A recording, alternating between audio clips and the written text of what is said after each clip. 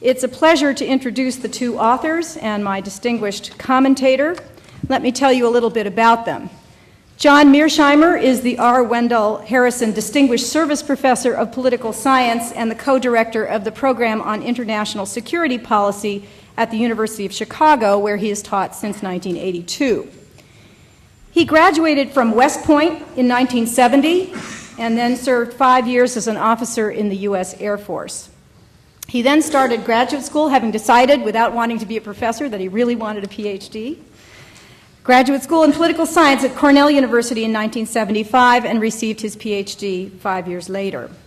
He has had a number of very important positions and has been a member of important institutions of debate and policy in this country. He has been a research fellow at the Brookings Institution, a postdoctoral fellow at Harvard Center for International Affairs, the Whitney Shepherdson Fellow at the Council on Foreign Relations in New York, and in 2003 he was given the honor of election to the American Academy of Arts and Sciences.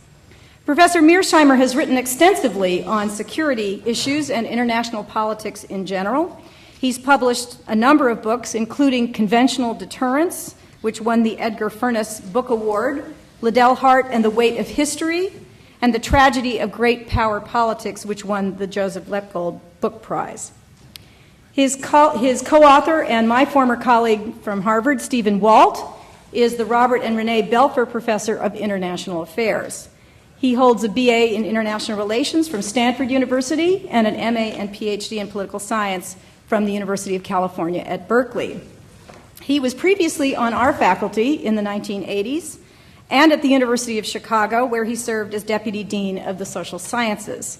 He, too, is the author of a number of award-winning books, including The Origins of Alliances, which received the Furness Book Award for National Security Studies in 1988, Revolution and War, and Taming American Power, The Global Response to U.S. Primacy.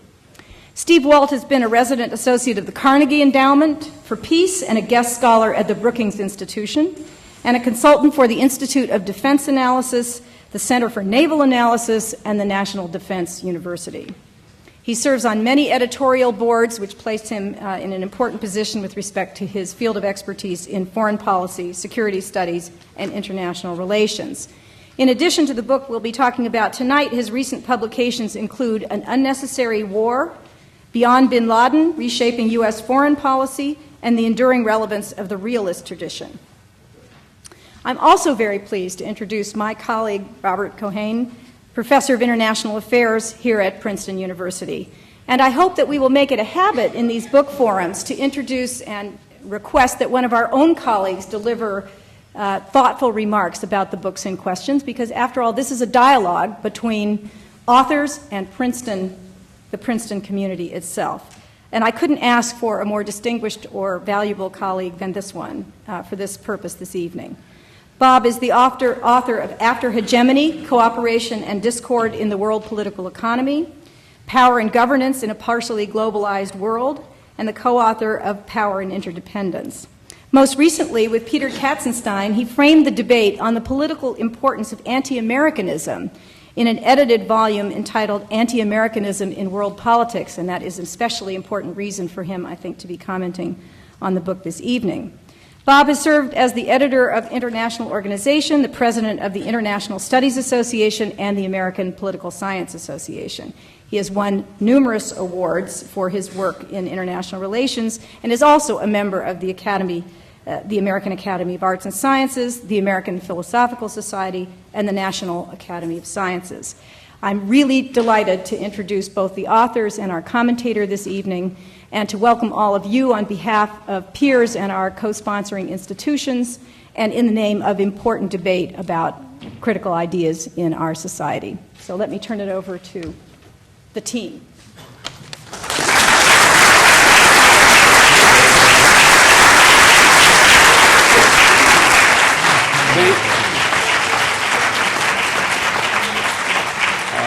thank you very much for that welcome. I want to thank Catherine for the very kind introduction and to the various organizations at Princeton that have invited us here. It is wonderful for me actually to be back here. Indeed, I taught my very first class, Politics 240, in this very room in 1984. It wasn't quite as full in those days. We're going to talk about two main questions today. First, is there a powerful pro-Israel lobby in the United States? And if so, how does it work? And second, on balance, is its influence positive or negative for the United States, but also for Israel? I'm going to address the first question, and John is going to tackle the second. But before I get started, I want to acknowledge how difficult it can be to raise this subject and why it has to be handled with some sensitivity. If we were here today to talk about America's energy policy, you wouldn't think it surprising if I talked about the political activities of American oil companies. If I were talking about gun control, or perhaps the lack of gun control, it would hardly be controversial for me to bring up the role of the National Rifle Association. If I were talking about American policy towards Cuba, you wouldn't find it surprising if I mentioned the role of Cuban Americans and some of their lobbying groups. But when the subject is Middle East policy and you bring up the Israel lobby, you're reaching out and grabbing the third rail with both hands. Now, that's partly because some of the groups in the lobby are quick to attack anyone who questions the policies that they're advocating. But it's also because this entire conversation takes place in the shadow of centuries of anti-Semitism, which includes bizarre conspiracy theories like the Protocols of the Elders of Zion, and of course tragic events like the Holocaust, and that history shapes how we all think and talk about these events. So if you talk about a powerful interest group that is mostly, though by no means exclusively, comprised of Jewish Americans, some may think you're saying that there's a secret conspiracy to control American foreign policy. If you say that media coverage in the United States tends to favor Israel, it sounds to some people like you're making the old charge that Jews control the media. If you talk about campaign contributions by pro-Israel PACs, some people will accuse you of saying that Jewish money is doing something improper. I want to be clear at the outset that John and I both reject every one of those various anti-Semitic conspiracy theories. To us, the Israel lobby is just an interest group, like lots of other interest groups in the United States. Most of its activities are entirely appropriate forms of democratic politics. We don't question Israel's legitimacy or its right to exist. In fact, we think the United States should come to Israel's aid if its survival is ever in jeopardy. But we also think that the activities of the lobby and its impact on U.S. foreign policy are subjects that people ought to be able to talk about openly and reasonably, the same way we discuss any other groups that try to influence American policy, either foreign or domestic. So what are we talking about? We're talking about the special relationship. Israel is the largest recipient of U.S. economic and military aid. It gets about $500 per year for each Israeli citizen, even though its per capita income is now 29th in the world. It's not a poor country like Burundi or Bangladesh. And it gets this aid even when it does things the United States opposes, like building settlements in the West Bank. Israel gets consistent diplomatic support from the United States, for example, in the United Nations, and we almost always take its side in regional disputes. Israel is rarely, if ever, criticized by U.S. officials, and certainly not by anyone who aspires to high office in the United States. All you have to do is look at the current presidential campaign, where every major candidate seems to be competing to show how personally devoted he or she is to Israel. And the question is why? Now, the usual answer is that Israel is a vital strategic asset and a country that shares American values. But if you step back and look at those two rationales, they can't explain why we give so much help and give it with so few strings. Israel may have been a strategic asset during the Cold War, but the Cold War is now over. Today, giving Israel nearly unconditional support is one of the reasons we have a terrorism problem, not the only one, but one of them. And it makes it harder, not easier, to address a number of other problems in the Middle East. True, the United States does benefit from some forms of strategic cooperation with Israel, but it's hard to argue that unconditional backing is making the United States more popular around the world or making American citizens more secure here at home. On balance, the special relationship is now a strategic liability. As for the claim that Israel is a democracy that shares our values, yes, it's a vibrant democracy, but so are lots of other states, and none of them gets anywhere near as much support. Plus, Israel's treatment of its own Arab citizens, and especially its Palestinian subjects, is sharply at odds with American values and Western standards of human rights. Nor is Israel's behavior significantly better than that of the Palestinians. I don't have time to go into details here, but any reasonably fair-minded look at the history of the region, including more recent histories written by Israeli historians, shows that both sides of this conflict have done many cruel things to each other, and neither side owns the moral high ground here. Please note, I am not saying that Israel acts worse than other countries do, only that it hasn't acted better. And so you can't justify unconditional American support by saying that its conduct is somehow exemplary.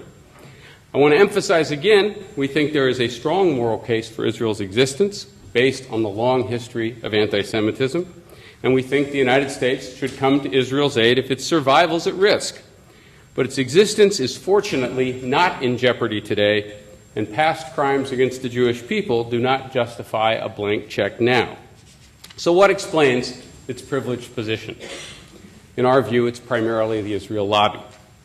The lobby is a loose coalition of individuals and groups who work openly to influence U.S. foreign policy in a pro-Israel direction and maintain the special relationship.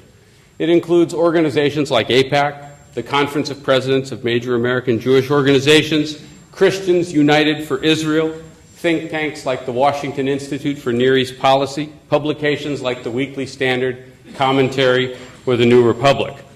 Now, that's a broad definition, but if you think about it, many interest groups have lots of different components to them. The environmental movement in the United States isn't just Greenpeace or the Sierra Club. It also includes research organizations, sympathetic journalists, academics who work on topics like global warming. Or think of the arms control community, which has lots of different organizations and lots of different individuals involved in it. The Israel lobby is not a centralized organization, and the groups that comprise it do not agree on every single issue. It is certainly not a cabal or a conspiracy to control American foreign policy. Rather, it's just another interest group, like many others. Its actions, we like to say, are as American as apple pie. Final important point here.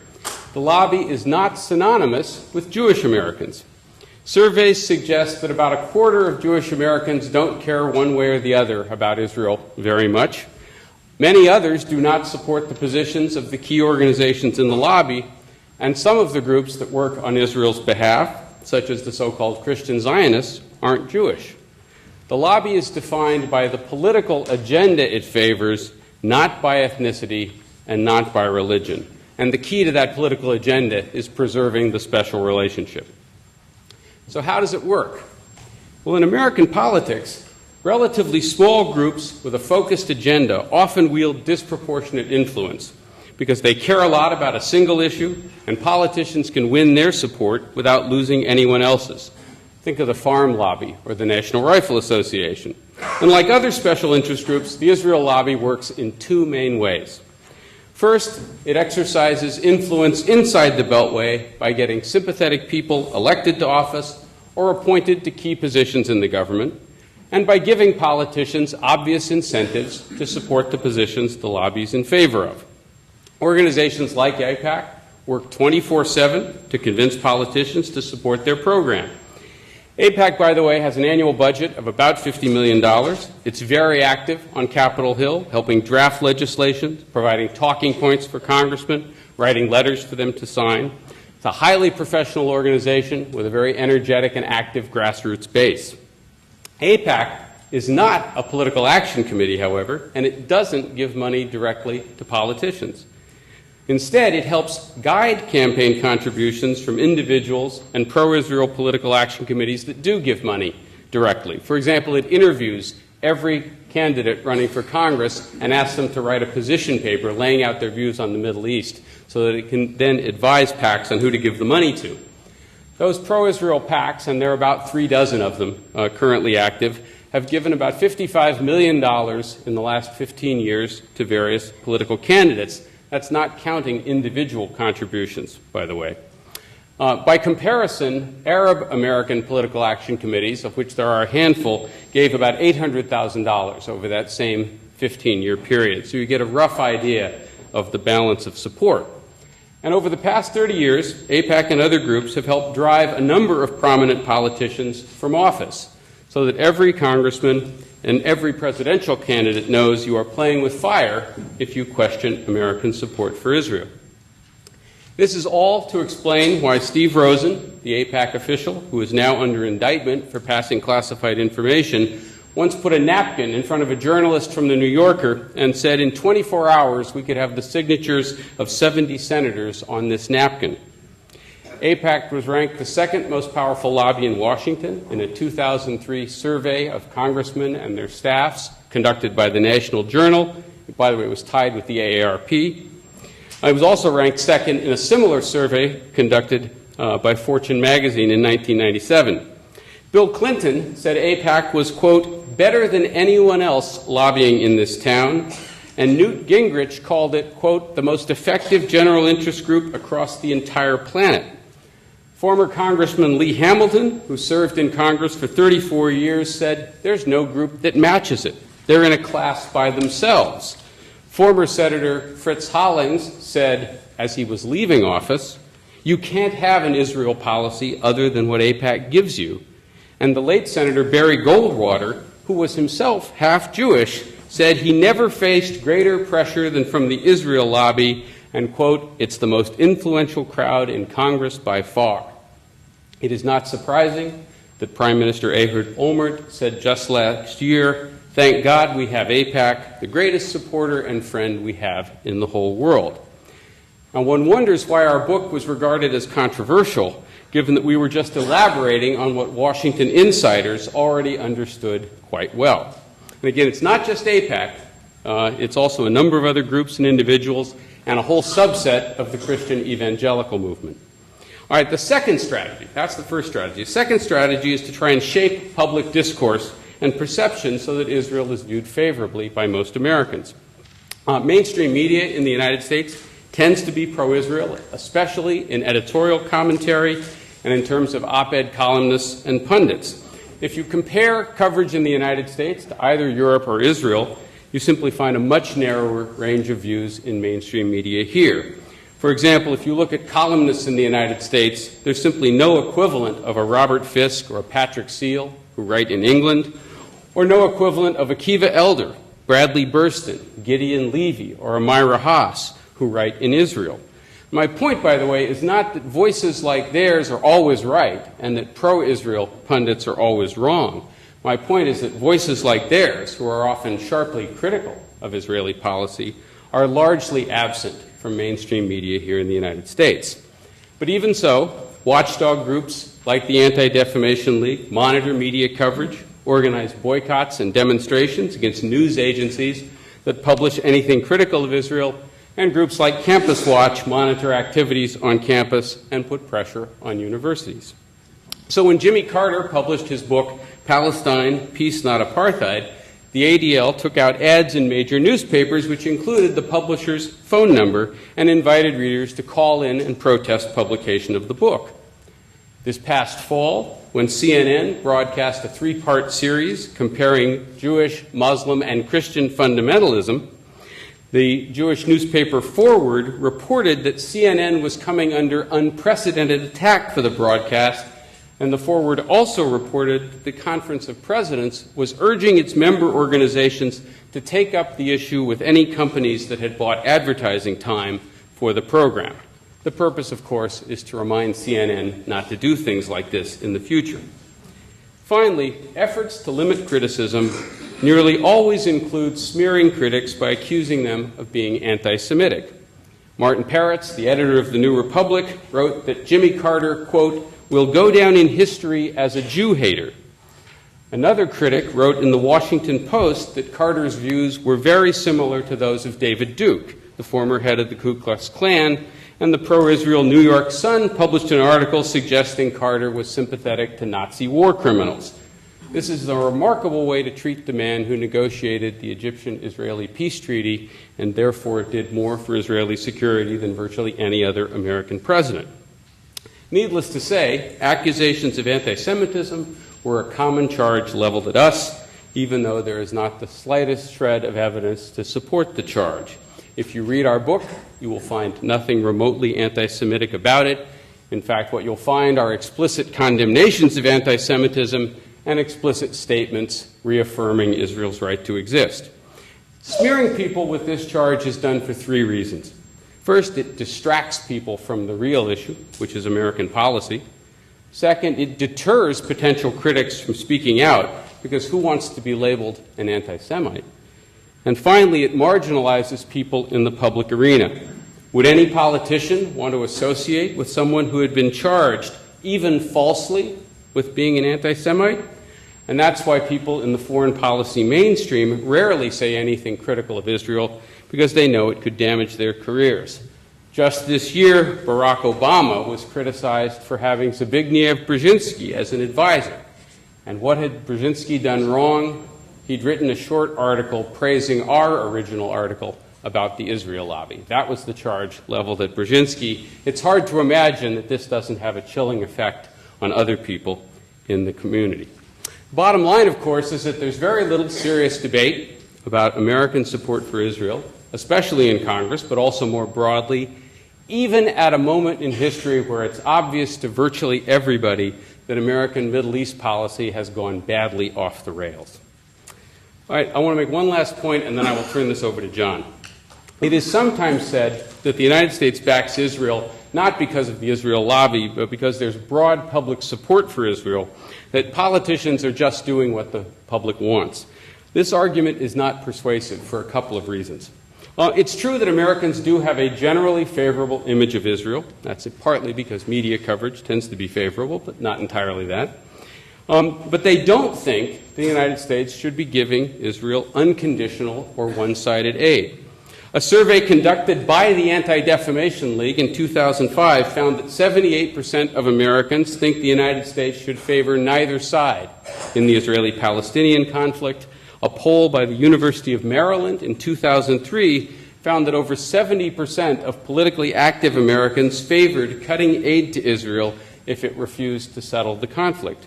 So Americans do have a generally favorable image of Israel. They want it to exist. They want it to be secure, just like John and I do. But they're not insisting that we back Israel no matter what. But that's pretty much what American policy has been. And the gap between what the American people really want and what our policy is due mostly to the political influence of the various groups in the Israel lobby. So the question now is the lobby's influence positive or negative? That's an easy question, so I'll leave it for John. Thank you very much.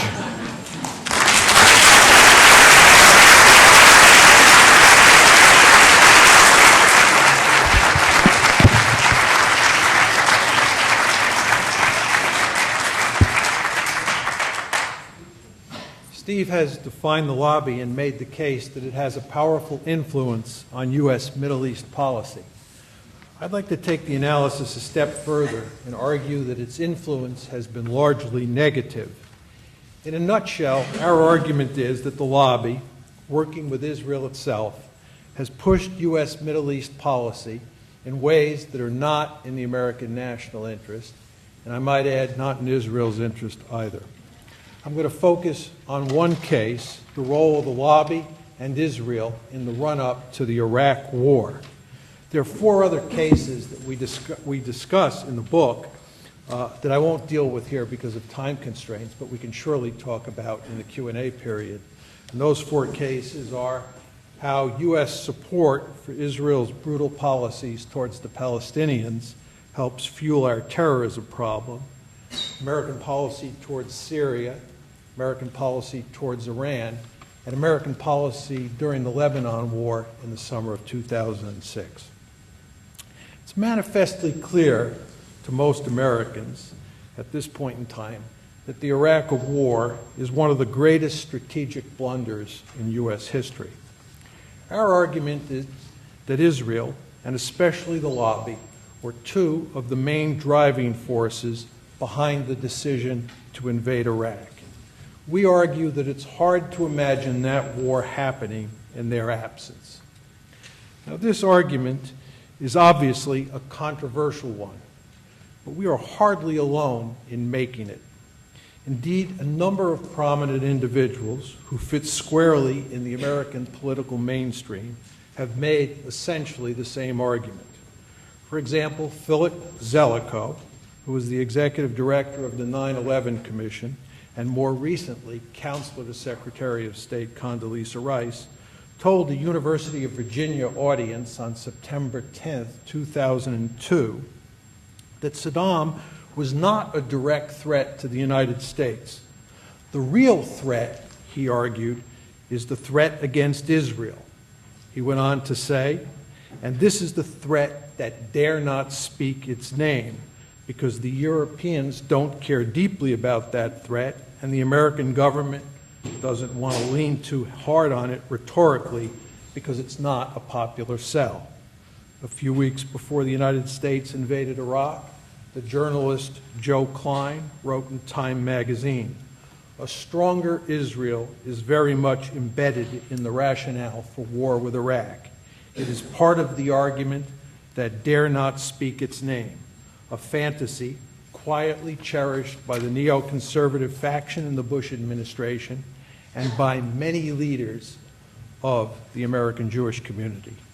General Wesley Clark, the retired NATO commando and former presidential candidate, said in August 2002 that, quote, "Those who favor this attack now will tell you candidly and privately that it is probably true that Saddam Hussein is no threat to the United States, but they are afraid that at some point he might decide, if he had a nuclear weapon, to use it against Israel."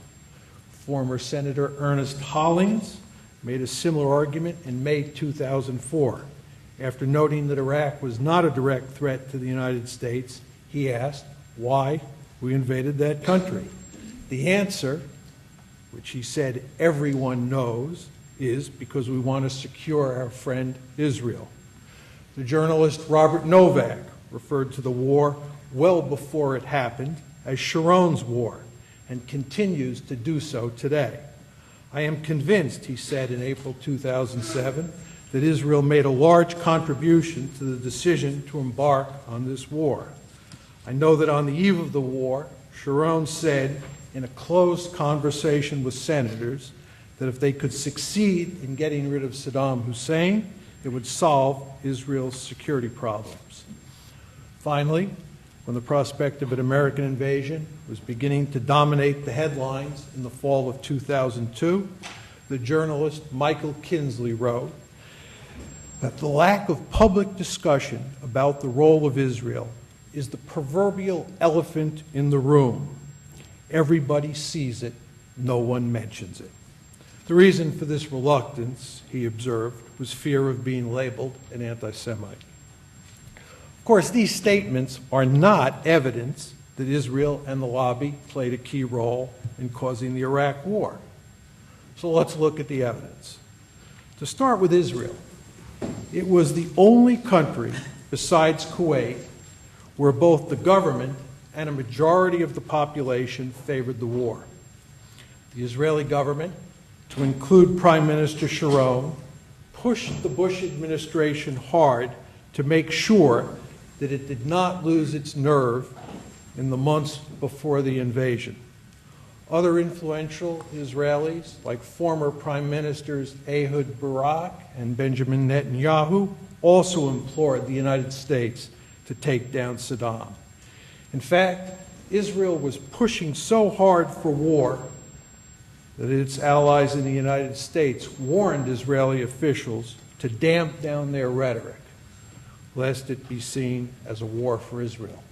I might add that President Clinton said in 2006 that every Israeli politician I knew thought that Saddam was so great a threat that he should be removed even if he did not have WMD. The Israeli public was also solidly behind the war. According to a February 2003 poll, that's 1 month before the war began, 77.5% of Israelis said that they wanted the United States to attack Iraq. This is why Benjamin Netanyahu told a congressional committee in September 2002 that I reflect the sentiment of not just the majority, but the overwhelming majority of Israelis in supporting a preemptive attack against Saddam's regime. And this cuts across political lines in Israel. One sometimes hears the argument, and I'm sure many of you have, that Israel opposed the Iraq War and actually favored attacking Iran instead. There's no question that in early 2002, when the Israelis first got wind that the Bush administration was thinking about attacking Iraq, key Israeli officials went to Washington and made it clear that they thought that the greater enemy was Iran and that the Bush administration should focus on Tehran, not on Baghdad. It's important to emphasize, however, that Israel was not opposed to the United States toppling the regimes in Iraq or Syria, two countries that Jerusalem considers mortal enemies. Israel simply wanted the United States to deal with Iran first. But once the Israelis realized that the war party intended to deal with Iran after it finished the job in Iraq, it enthusiastically embraced the idea of invading Iraq. Thus, between early 2002 and March 2003, the Israelis put significant pressure on the Bush administration to make sure it chose war over diplomacy with Iraq, while reminding Washington not to forget that Iran must come after Iraq. I might add that there is no evidence that Israel warned the United States that Iraq would turn into a quagmire. Indeed, the Israelis thought that Iraq would be a cakewalk, which is why they were confident that the Bush administration would be free to go after Iran right after the mission was accomplished in Iraq. Of course, they were wrong. Turning now to the lobby, there is no question that the neoconservatives, one of the core constituencies in the lobby, were the main driving force behind the war. But they were supported by key organizations in the lobby like AIPAC. Now that the war has gone south, it's common to hear Israel's supporters here in the United States say that the main organizations in the lobby did not push for war. But that is not true. This point is made clear in a May 2003 editorial that appeared in The Forward, a weekly Jewish newspaper based in New York. The editorial reads, "Most major organizations have wisely opted to follow Sharon's lead and lay low, but their top leaders and donors have strong views. The most audible voices are pro-war, and they're making themselves heard on op-ed pages, in phone calls to lawmakers, and across the internet. It's true that America's 6 million Jews are divided on the war like other Americans, but the organized Jewish community tilts heavily toward war, and as Jewish leaders like to remind themselves, the views of the community carry some weight in this country." To drive the point home, consider an editorial that appeared in the same paper, The Forward, a year later. It reads, "As President Bush attempted to sell the war in Iraq, America's most important Jewish organizations rallied as one to his defense. In statement after statement, community leaders stressed the need to rid the world of Saddam Hussein and his weapons of mass destruction. Concern for Israel's security rightfully factored into the deliberations of the main Jewish groups." One sometimes hears the claim these days that AIPAC took no position on the Iraq war and certainly did not advocate it. This is not true either.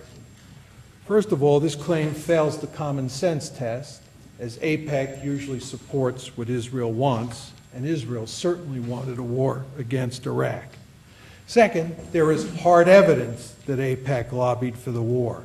For example, AIPAC's executive director, Howard Kaur, told the New York Sun in January 2003 that one of AIPAC's successes over the past year was, quote, quietly lobbying Congress to approve the use of force in Iraq, end of quote. The neoconservatives, of course, were the main driving force behind the war. They initiated the idea of using force to topple Saddam in 2 letters written to President Clinton in early 1998. Over the next 5 years, and especially after 9/11, they pushed relentlessly for a war against Iraq. No other group or institution in the United States was seriously committed to invading Iraq over that 5-year period. Indeed, there was significant opposition to attacking Iraq, even after 9/11, within the State Department, the intelligence community, and the uniformed military. I might add that there is hardly any evidence that the oil companies or the oil-producing states were pushing for war with Iraq. The neoconservatives are, by their own admission, deeply committed to Israel. In fact, many of them are connected with key organizations in the lobby, like the American Enterprise Institute and the Washington Institute for Near East Policy. Our argument here, it should be emphasized, is not that the neoconservatives or the leaders of the principal organizations in the lobby were pushing a war that was in Israel's interest, but not in America's national interest. On the contrary, the neoconservatives believed that invading Iraq was in both the American and Israeli national interests. For the neoconservatives, what is good for Israel is good for the United States, and vice versa. Although the neoconservatives were deeply committed to a war with Iraq, they could not make it happen by themselves. They failed to convince Clinton to go to Baghdad, and they had little luck selling the war in the first 8 months of the Bush administration. It was the events of 9/11 that created the circumstances where they could help convince both President Bush and Vice President Cheney that invading Iraq was a smart idea. The neoconservatives had, in Robert Kagan's words, a ready-made approach to the world at a time when both the president and the vice president were trying to make sense of an unprecedented disaster that seemed to call for radically new ways of thinking about international politics. Nevertheless, it's important to emphasize that without Bush and Cheney on board, there would not have been a war. They bear the ultimate responsibility for the decision to invade Iraq. I might add that Steve and I believe that the United States would probably not have gone to war against Iraq had Al Gore been elected president in 2000. All of this is to say that the neoconservatives were necessary to have the war, but by themselves, they could not make it happen. It's worth noting that both Richard Pearl and Tom Friedman have made essentially the same point about the crucial importance of the neoconservatives for causing the Iraq War. Pearl told journalist George Packer that, quote, if Bush had staffed his administration with a group of people selected by Brent Scowcroft and James Baker, then it could have been different because they would not have carried into it the ideas that the people who wound up in important positions brought to it. Friedman said in a Haaretz interview in May 2003 that Iraq was, quote, the war the neoconservatives wanted, the war the neoconservatives marketed. I could give you the names of 25 people, all of whom are at the moment within a 5-block radius of this office in Washington, D.C., who, if you exiled them to a desert island a year and a half ago, the Iraq War would not have happened. That is our argument. One final point is in order about the Iraq War. We are sometimes accused of saying that Iraq is a Jewish war. Nothing could be further from the truth.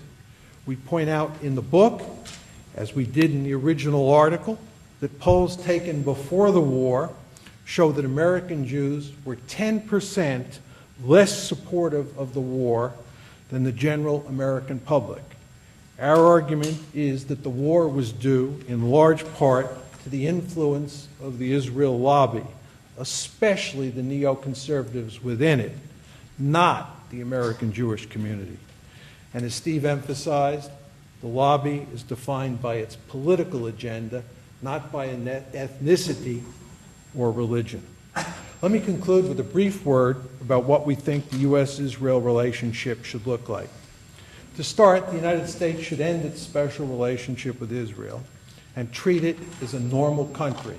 The United States should treat Israel the way it treats other democracies like Britain, France, Italy, and India. In practice, this means that when Israel is acting in ways that are consistent with the American national interest, Washington should back the Jewish state. But when Israel is acting in ways that harm U.S. interests, Washington should distance itself from Israel and use its considerable leverage to get Israel to change its behavior, just as it would do with any country that was acting in ways that might hurt the United States. Regarding Israel's conflict with the Palestinians, the United States should act as an honest broker. In other words, Washington should pursue an even-handed policy toward the two sides. In particular, the United States should make it clear to Israel that it must abandon the occupied territories and allow for the creation of a viable Palestinian state on those lands. Jerusalem should be told that the United States will oppose, not tolerate, its colonial expansion in the West Bank. None of this is to say that the United States should abandon Israel. On the contrary, the United States should defend Israel's right to exist within its pre-1967 borders with some minor modifications.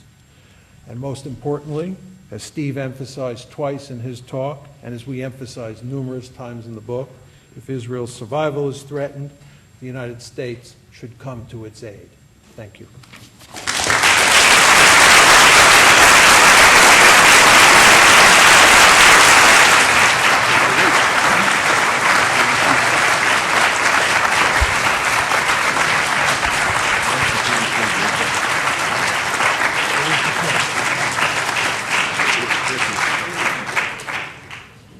Let me start by thanking Kathy Newman for her innovation of a book discussion, and John Mearsheimer and Steve Walt for coming here to present their ideas to us.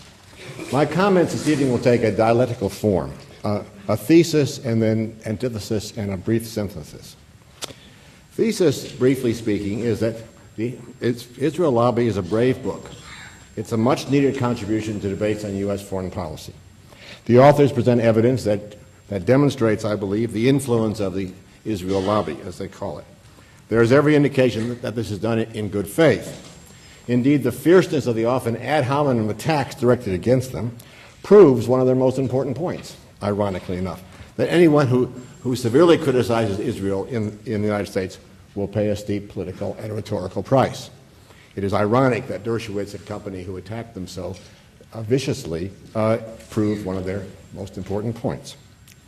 The antithesis is that the Israel lobby is a very flawed work of political science. It sometimes reads more like a prosecutor's brief against Israel than like a dispassionate scholarly analysis.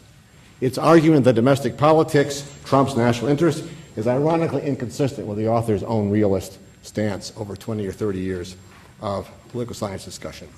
Most important, the authors make a number of claims about the Israel lobby's impact on American Middle East policy that seem inconsistent with reality. The fact that Syria participated in the Annapolis Peace Conference on Middle East peace last week conflicts with the book's claim that the Israeli lobby blocks constructive U.S. relations with Syria. It is hard to explain actual U.S. policy toward Iran, which emphasizes sanctions endorsed by the UN Security Council on the basis of the role of the lobby. since European policies toward Iran, not influenced by the lobby, are quite similar to those of the United States, although, of course, the rhetoric is somewhat different. But the least defensible argument in the book, in my view, is the one that Professor Mearsheimer put forward. In the book's words, that the invasion of Iran, quote, would almost certainly not have occurred, unquote, had the Israel lobby not existed. I regard this claim as highly implausible for reasons I will spell out. My synthesis is very brief. The Israeli lobby will perform a great service if it provides the opening for a real debate on U.S. policy in the Middle East in general and policy toward Israel in particular. It remains to be seen, however, whether such a debate on the real issues, not on extraneous ad hominem diversions, can occur. So I'm going to elaborate the first two parts of my comments, and the synthesis I will leave to you, the audience, for discussion and debate.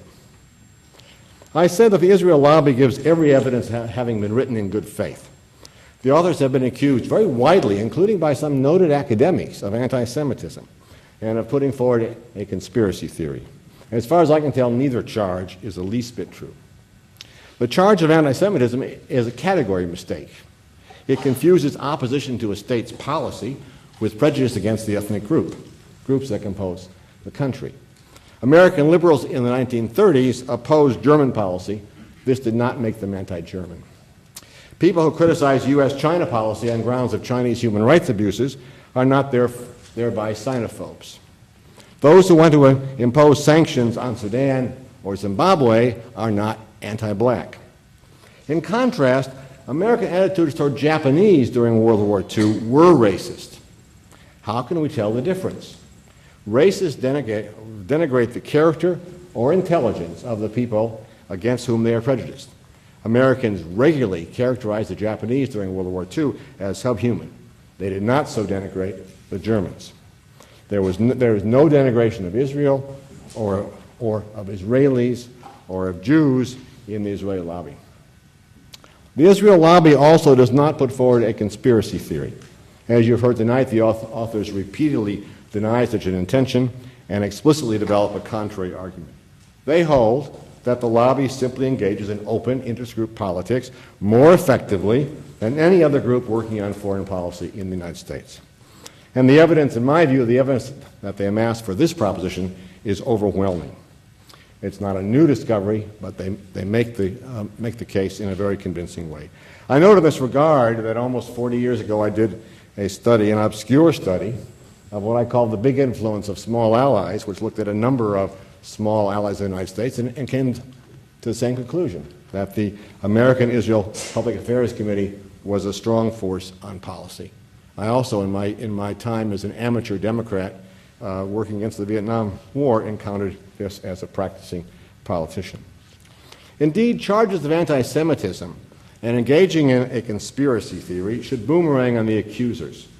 When someone who has difficulty refuting an argument wants to discredit it, it's tempting to attack the speakers.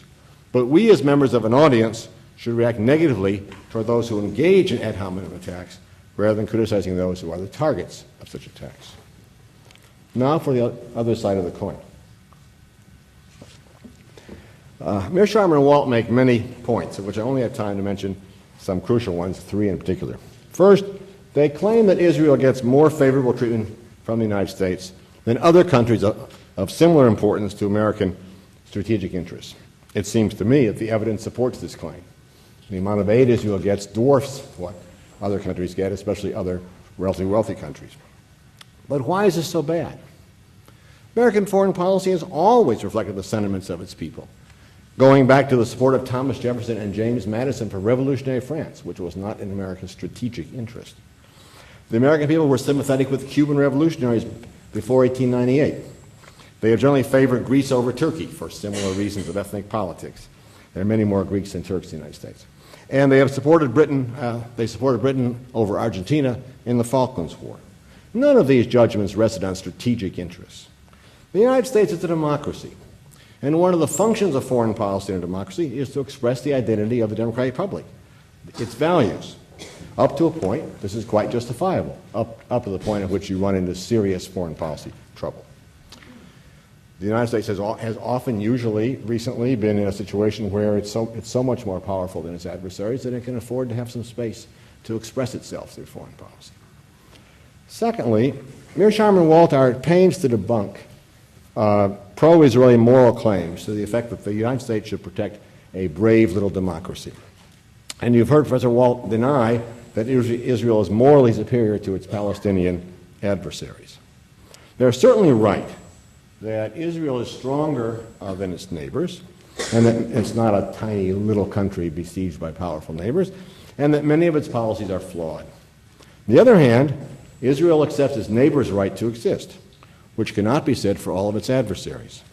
The standards that Mearsheimer and Walt apply to Israel are particularly severe ones. Now, more generally, if you scratch any democracy, you will find flaws. We live in a country that is flawed by a history of genocide toward indigenous peoples, slavery, institutionalized racial discrimination, racism in public speech as well as attitudes, and pervasive gender discrimination. Discussions are now occurring in Washington about the use of torture by the United States in recent years, arguably in violation of the U.S. military codes of conduct as well as international law. Now, these flaws do not disqualify us from criticizing others, but they make it very problematic to impose too demanding standards or to be too highly moralistic. And it seems to me that the moral arguments that are made in Chapter 3 of the book make some valid points, some valid critiques of Israel. Certainly it's not an unflawed country, but overall they lack the sense of balance and ethical modesty that one might expect from realist scholars.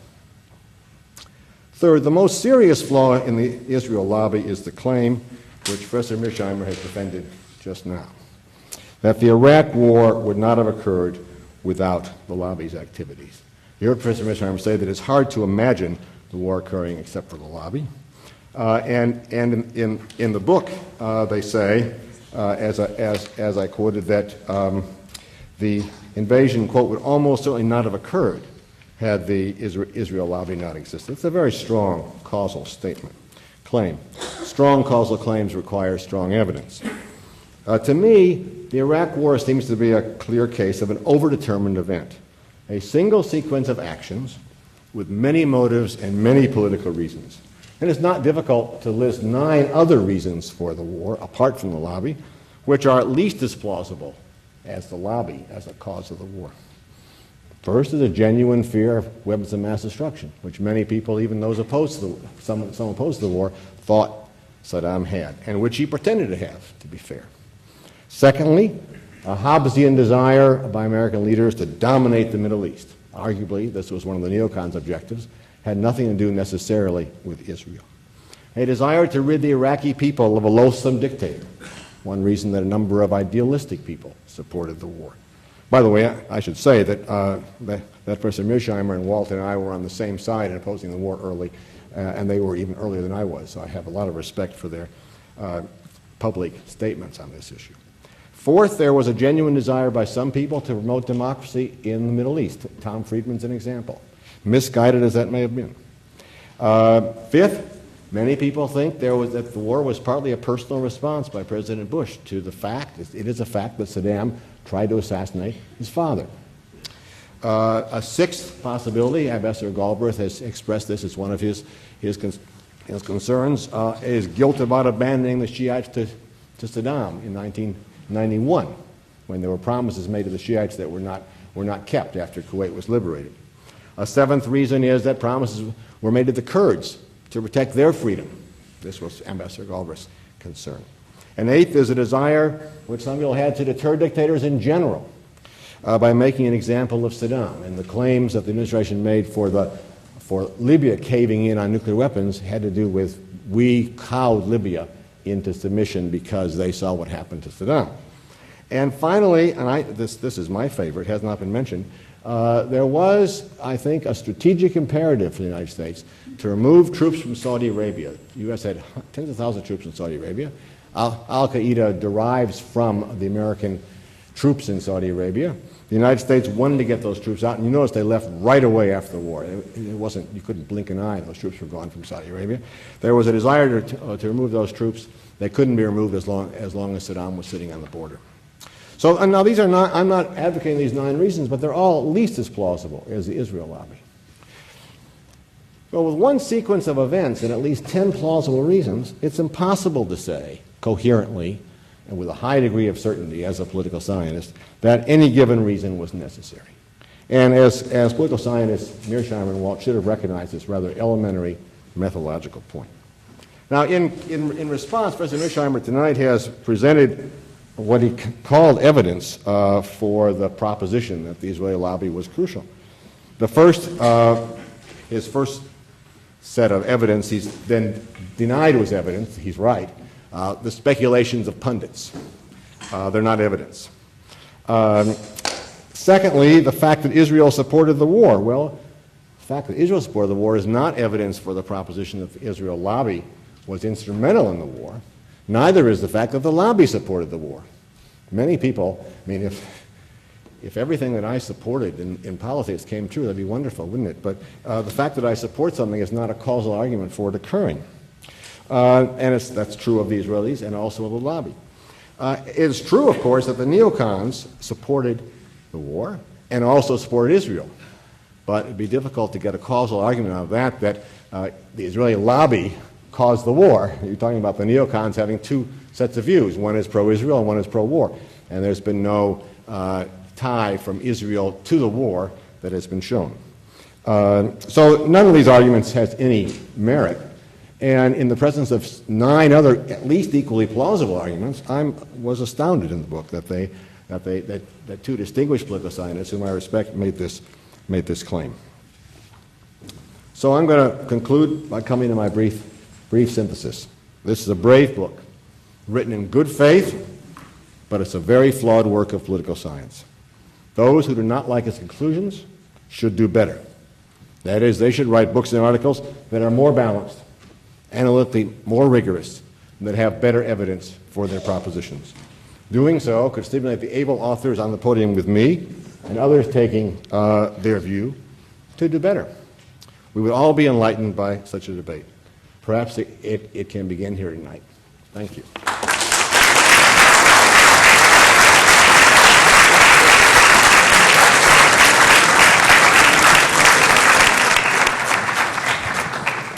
I want to thank the authors and our distinguished commentator for showing us what universities are really for, which is to be forums in which the most serious problems of our time are debated openly and with great seriousness of purpose. And now it's time for the audience to join us in this debate. We have several standing microphones for you to ask questions. If it's possible, given the crowded aisles here, I'd actually like to invite the students and faculty at Princeton to take the microphones first if they have questions or comments before we invite our neighbors and our residents here in Princeton to join us as well, because this is a forum provided primarily for the university audience, though we're delighted to have members of the community with us tonight. So if you're able to make it to the microphones, you're most welcome. I'd like you to recognize, though, if you do, that we have a television crew here from Canal 4, French television. Bienvenue. We're happy to have you. If you do get up and ask a question, though, you should understand that you are being filmed. You're sort of providing your consent, so to speak, for doing so. You will be famous in France. If you have any objection to that, you should just say so, and we'll ask them to turn off the cameras. But it is sort of the convention to let people know that if you step up to a microphone and there's a camera running, that you will be filmed. Are there students and faculty colleagues who would like to join us at these standing microphones? And I would be grateful if you would limit yourself to asking questions so that our speakers can actually provide you with some answers.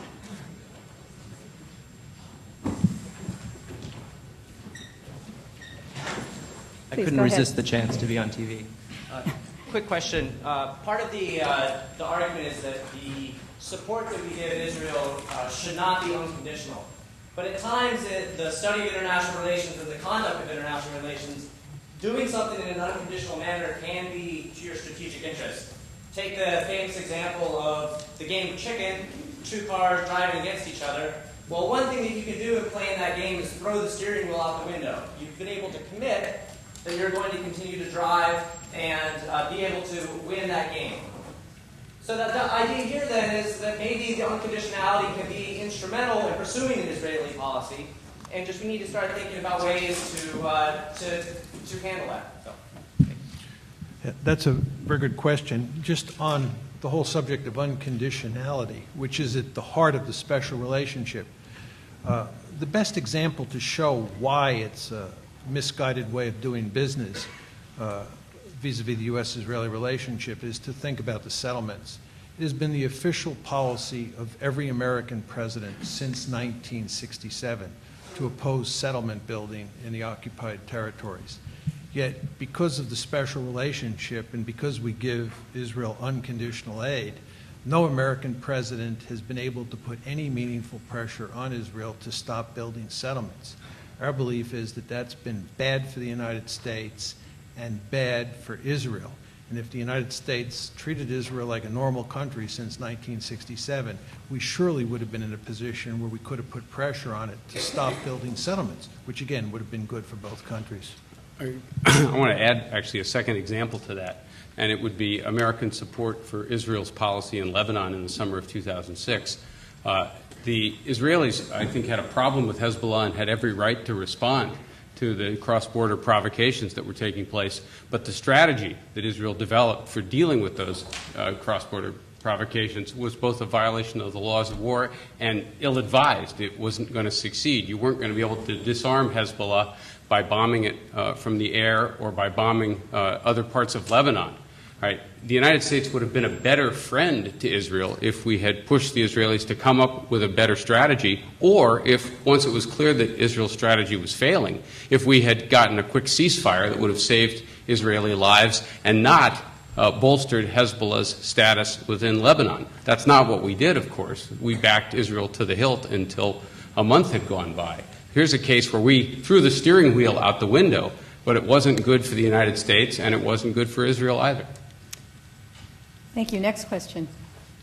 You might want to give your name just so people know who you're talking to. Daniel Nickbad, sophomore here at Princeton. Professors, you write in your London Review of Books article that Israel's well-being is one of those interests, but its continued occupation of the West Bank and its broader regional agenda are not.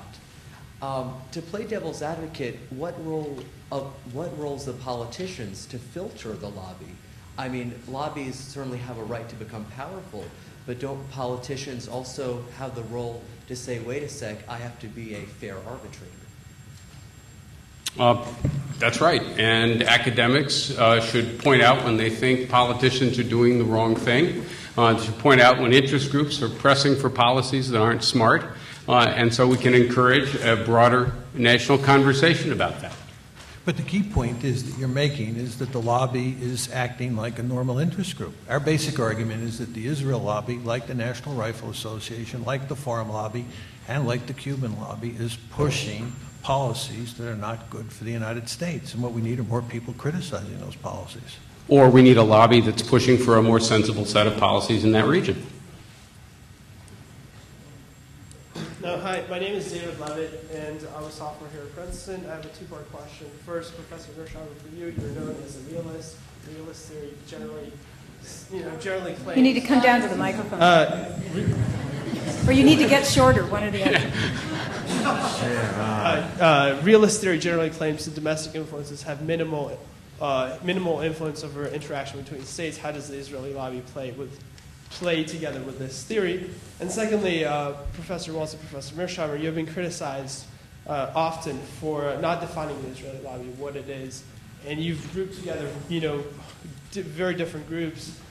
You've grouped together on the left side the Americans for Peace Now, together with the Christian Zionists, with Gentile neoconservatives, and in fact, in your paper, in the London version of your paper, you have said not all American Jews are part of the lobby because Israel is not a salient issue for many of them, thus implying that all American Jews who have positive views toward Israel could be considered part of the lobby. How do you pick and choose? Do you go by issue, pick and choose which is the lobby, or is it always the neocons? What is it? I am definitely a realist, as is Steve. basic point we make in response to this question is that no social science theory explains every case. There are exceptions to every case. In fact, if Not even Bob Keohane's. In fact, if you can explain 75% of the cases, you get a position in the Hall of Fame.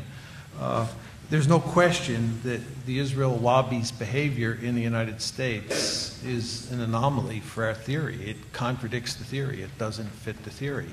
And I'm sad to say I could point to other cases that don't fit the theory. I wish that my theory could explain every case, but that's just not the way social science works. What this shows, once again, is that realism is a normative theory, always has been, as opposed to an empirical theory.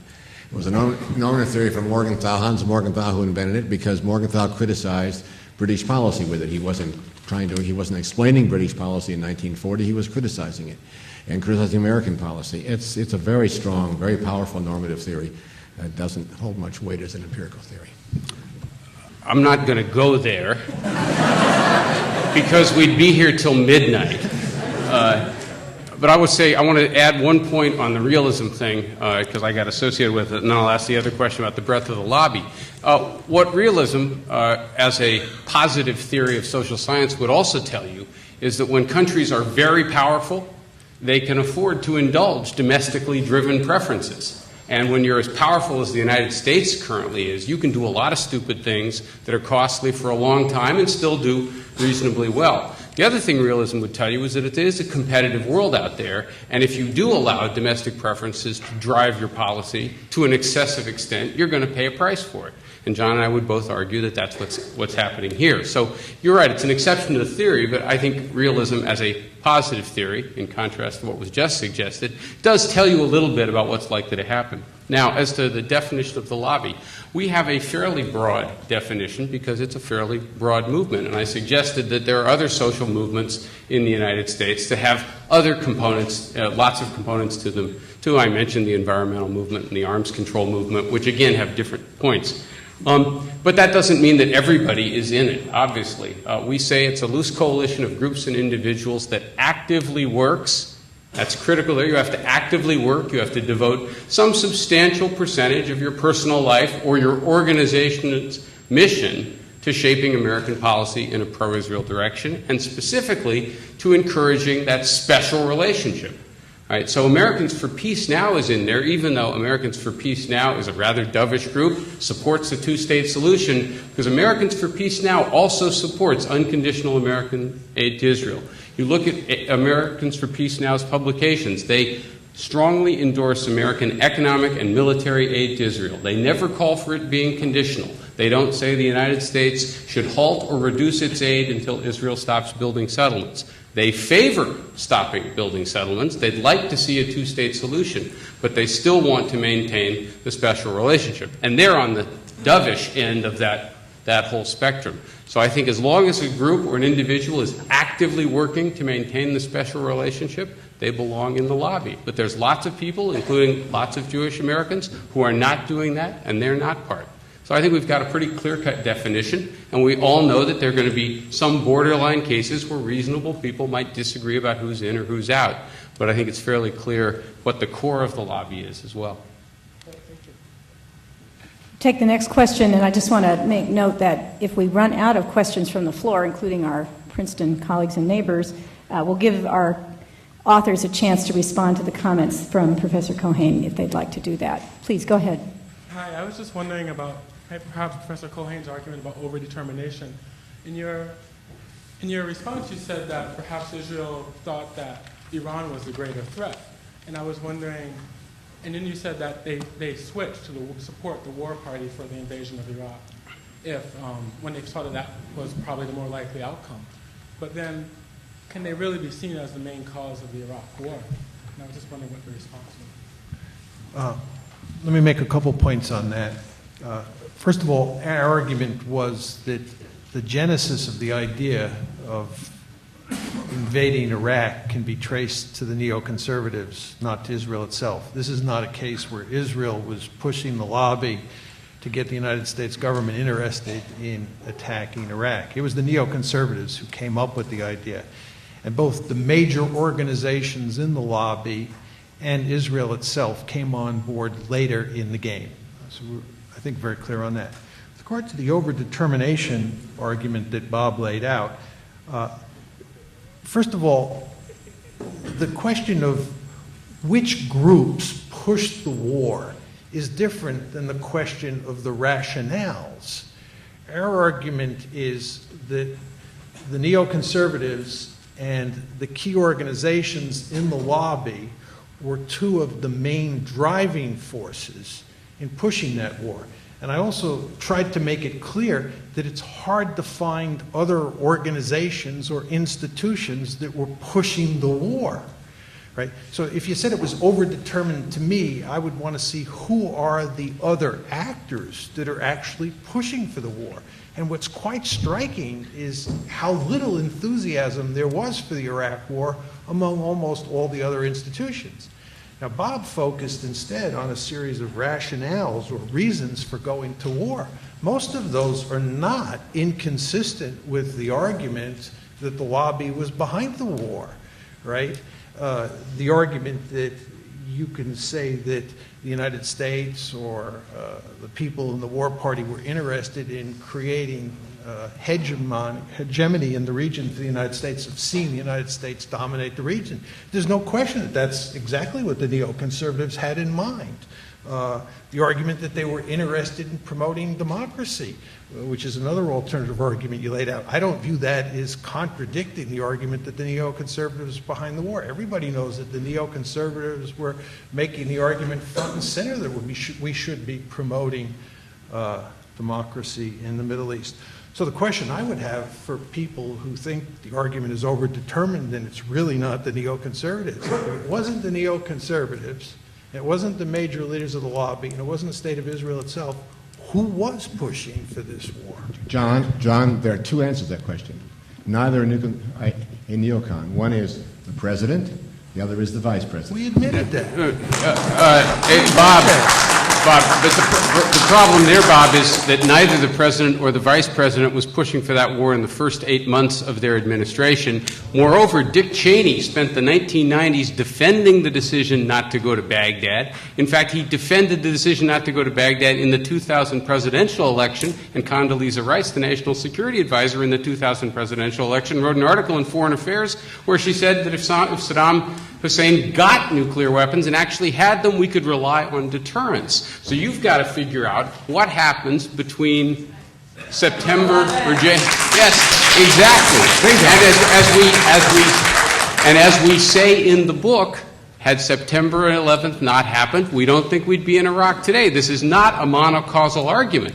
But if the neocons hadn't been pushing the idea of invading Iraq, which, remember, had nothing to do with September 11th, right, we would also not be in Iraq today. But Steve, that's clear. Nobody here is denying that the neocons were crucial. The question is, not in the least. The neocons were absolutely crucial to it. Okay. The question you put forward is, you put forward the proposition that the invasion of Iraq, quote, would almost certainly not have occurred, unquote, had the Israel lobby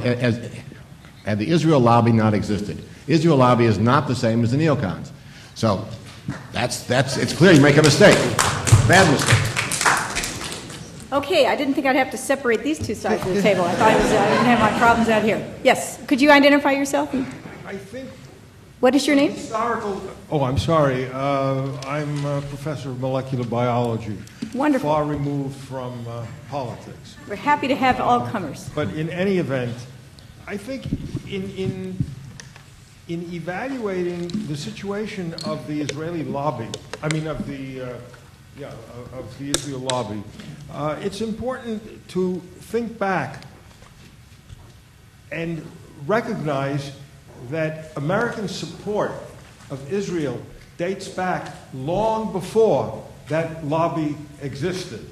American support for Israel began at the moment of its birth, and it was based from the very beginning and continued by every Republican and Democratic administration until the present one, and based on what?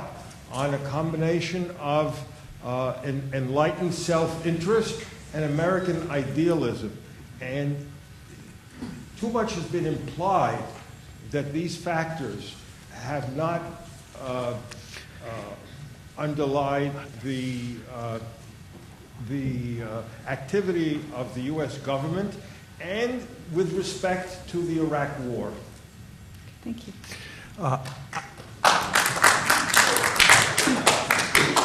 Thank you for your question. I respectfully disagree with your description of the history here. And I just want to talk about the special relationship and its history. The special relationship, as Steve emphasized, has two dimensions. One is all the aid that we give to Israel, and two, the fact that we give that aid to Israel unconditionally. Large-scale economic and military aid did not begin flowing to Israel until about 1967. Israel won the 1948 war, the 1956 war, and it won the 1967 war with hardly any American aid. So although the United States was committed to the existence of Israel for sure, we were not giving it massive aid at all before 67. And second, with regard to giving Israel unconditional support, that didn't come until much later as well. You're surely old enough to remember what happened in 1956 when Dwight Eisenhower basically told the Israelis in no uncertain terms that they had to get out of the Sinai Peninsula. Right? So the situation that exists now between the United States and Israel, which we call the special relationship, and many others do as well, did not exist before 1967. But it's a two-way relationship. It's not a one-way relationship. We need to let other people ask some questions, if you don't mind. You want to... I'm not sure what that, just very quickly, I'm not sure what it means to say that it's a two-way relationship. It is a two-way relationship. You simply visit Israel and see the number of American electronic firms that have major research resources there, and that the resultants of those activities come back to the United States, both in terms of armaments and in armament technology, and in terms of industrial technology, then it's a two-way street.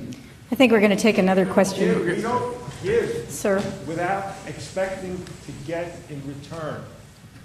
The United States has profitable trading relations with lots of other countries around the world, and American firms work with those firms as well, and we benefit from it, but those are all countries that don't have the same kind of relationship that we have with Israel and don't get $3 to $4 billion of aid every year.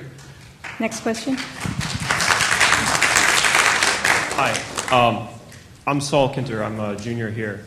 When I listen to you, I hear sort of shades of history. I know almost nothing about politics or political theory, although I have read quite a bit more, though, on history. And when I listen to you, I hear echoes from the past. I hear past times when countries have been having problems, and those who seek to explain the problems look to blame the Jews. So I wonder, sirs, what makes you different. This is a perfectly legitimate question. Please hold your ad hominems. If you could explain what makes you different from the prosecutors in the Dreyfus case. What makes you different from those who blame the Jews? Ladies and gentlemen, I'm going to ask you to be quiet and listen respectfully to this question. How are you different from those past theories that have at least some analogies? They seek to explain a losing war by looking at a small minority in a country and claiming that that minority has an undue amount of influence on the country's government. Thank you. I'll say a word or two, and then Steve can jump in. I tried to be clear in my presentation and point out that with regard to the Iraq War, American Jews were 10% more likely to be opposed to the Iraq War than was the general population. And in no way were we describing this as a Jewish war. Our argument was that the lobby, which Steve made clear in his presentation, is not a Jewish lobby, it's an Israel lobby that includes Christian Zionists and certainly not all Jews, was largely responsible for pushing us to war. Not exclusively responsible, but largely responsible. But it was not a Jewish war. Furthermore, we are making the argument that Israel should be a normal country we should treat Israel as a normal country. We're not singling Israel out as an especially evil or bad country. This is another area where I would disagree with Bob. Basically, what we're saying is the United States should treat Israel the way it treats other countries. And with regard to the lobby, we're making the argument that the lobby behaves like a normal interest group. It's like the National Rifle Association. It's like the Cuban lobby. It's not doing anything wrong. There's no conspiracy. There's no cabal here. So that the idea that this is analogous to sort of the Dreyfus affair or the protocols of the Elders of Zion, I think is an unfair charge against us. I'll just add one quick point to that. I think the implication of the question, which I understand was heartfelt, was the implication of the question was that you can't criticize AIPAC, you can't criticize any groups in the American Jewish community, you can't criticize Christian groups that are supportive of Israel because you might be reigniting the Nazi period, you might be bringing back genuine anti-Semitism.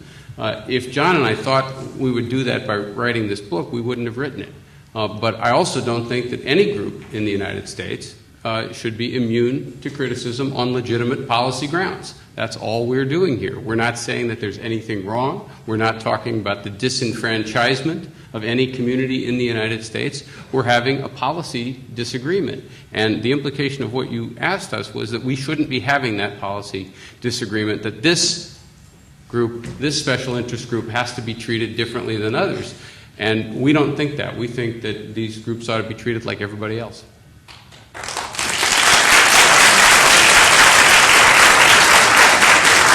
Next question. Please go ahead. Thank you.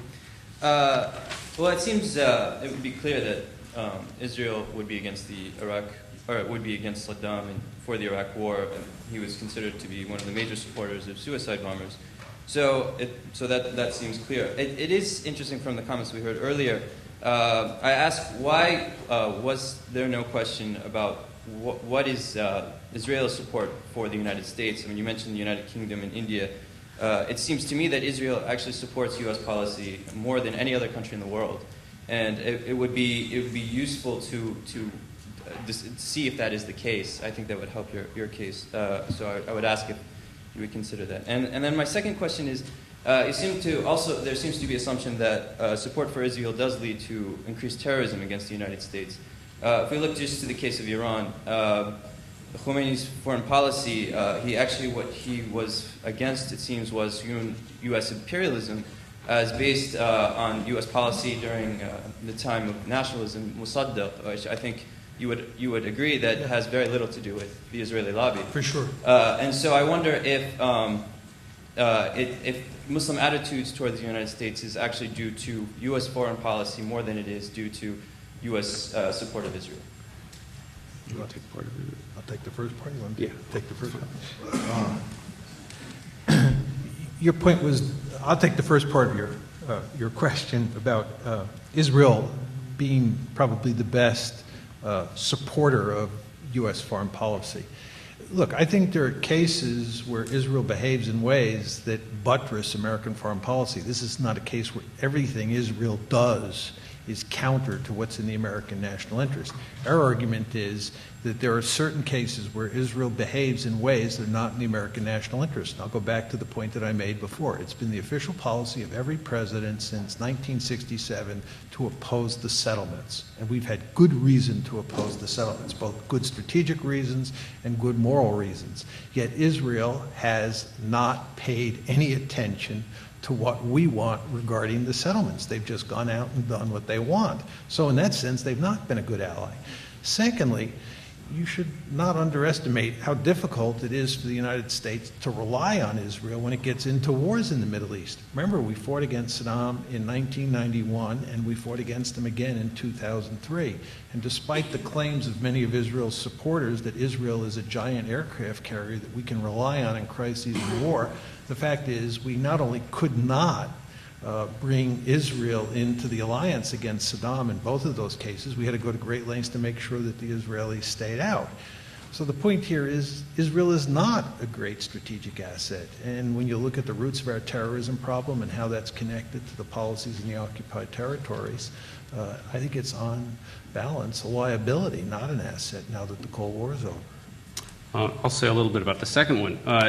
We don't argue, in fact, we explicitly say in the conclusion of the book that if we had a more normal relationship with Israel, it would not solve all our problems in the Middle East. It is not some kind of wonder drug that suddenly makes it incredibly easy to handle a whole series of difficult problems. It would make a number of them somewhat easier. It would make it easier for some other countries in the region to more openly support efforts to deal with other problems, but it wouldn't solve all of them. Nonetheless, we also, I think, document pretty extensively how our unconditional support for Israel has helped, and I emphasize the word help there, help fuel the terrorism problem. Let me just give you a couple of examples. Al-Qaeda and Osama bin Laden. It is quite clear from studying Osama bin Laden's writings and speeches that he cares deeply about the plight of the Palestinians. It is often argued that he doesn't, that this is just opportunistic, but his writings and speeches on this go well back into the 1990s. Is this the only thing he cares about? Of course not. He also was deeply upset, as Bob alluded to the American military presence in Saudi Arabia. He's deeply upset by that. But if you look at the 9/11 Commission report, it points out that he, first of all, wanted one of the planes to go at Capitol Hill because he saw that as the root of American support for Israel, and he wanted to send that particular message. And he also, on 2 occasions, tried to alter the timing of the attacks in response to events involving Israel and Palestine. Moreover, if you also look at the 9/11 Commission report and its discussion of Khalid Sheikh Mohammed, which it describes as the principal architect of the 9/11 attacks, points out that Khalid Sheikh Mohammed's primary motivation, his primary grievance, was American support for Israel, not his experiences here as a student, not his desire to restore a caliphate in the Middle East or anything like that. Is that the only source of America's terrorism problem? Absolutely not. Would all of al-Qaeda suddenly come in if the United States had a more normal relationship with Israel? No. But is it part of what fuels the incredibly negative image the United States has throughout much of the Arab and Islamic world? Of course it is, and there is abundant survey data to support exactly that point. Yes, you're next, and then you go. Hi, my name is Sarah Milo. I'm a first-year graduate student in history, and I apologize that this question was asked. I was over an overflow seating, and I was scurrying across the street. So my question concerns the role of ideology. How would you respond to the criticism that by placing the blame or responsibility for the Iraq War on neocons, on AIPAC, on the Israel lobby, exempts the rest of America from taking a hard stock of our attitudes towards the Muslim world more generally? Can you flesh that one out just a little bit more? Sure. I'm wondering about the role of broader American attitudes toward the Middle East. And it seems to me that by placing the responsibility for the Iraq War and the responsibility for America's general policy toward the Middle East, including its support for Israel, we're not missing something fundamental about the way the American worldview interprets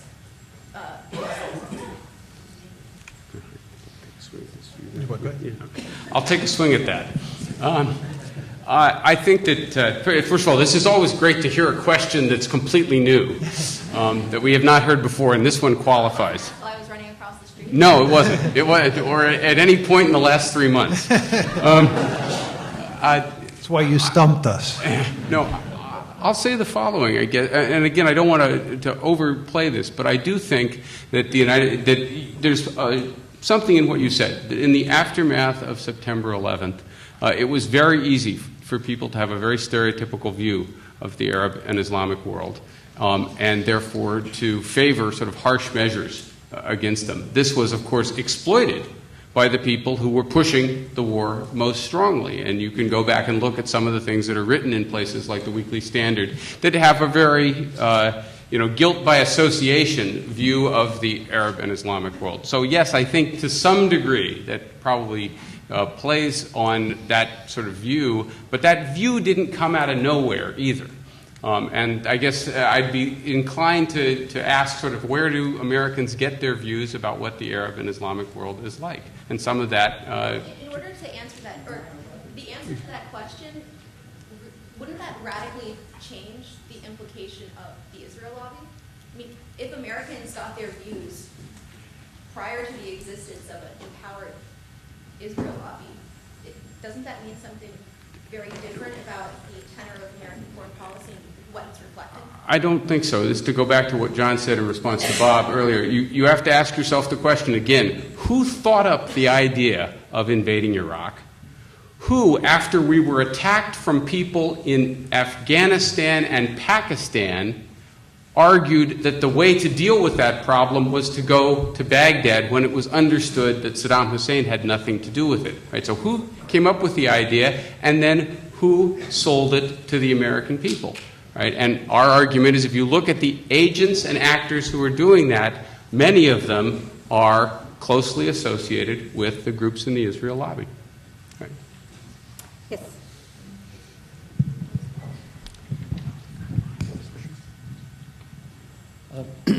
My question is for Professor Keohane, and it is not about Israel lobby. It's about anti-Semitism and response to anti-Semitism in your comment.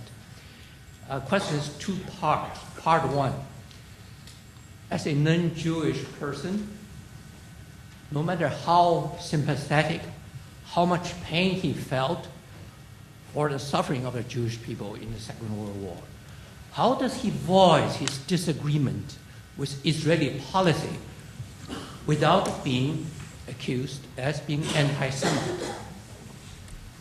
And part two, your response to this question was that, well, whoever accused who disagree with Israeli policy, accuse these people are anti-Semite, it looks bad on them.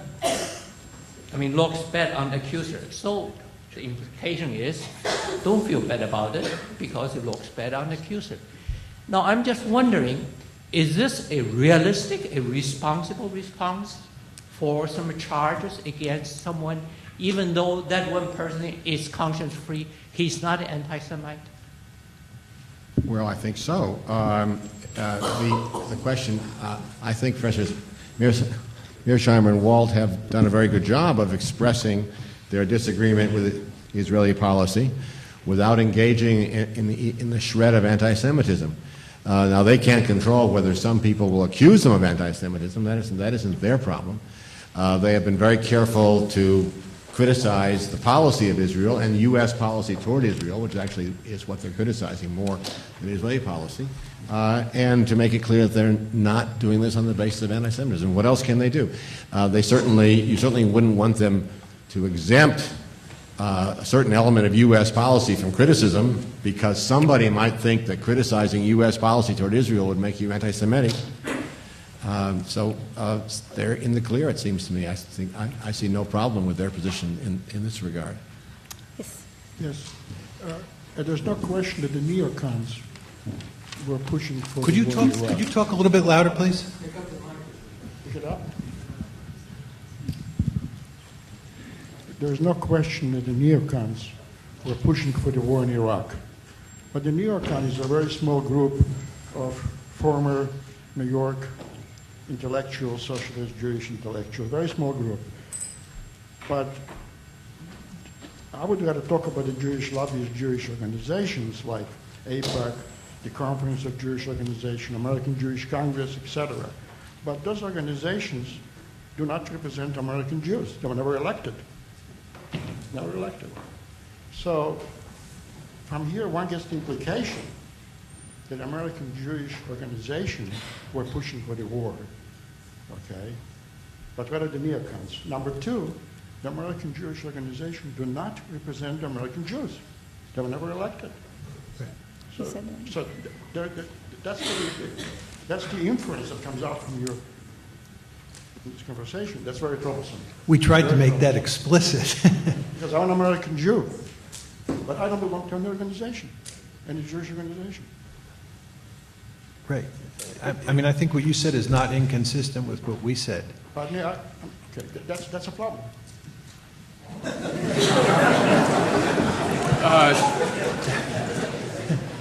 Well, one of the points we make in a number of occasions in the book itself is that these are organizations that often do not represent views or represent policy positions that are at odds with many of the people in whose name they often claim to speak.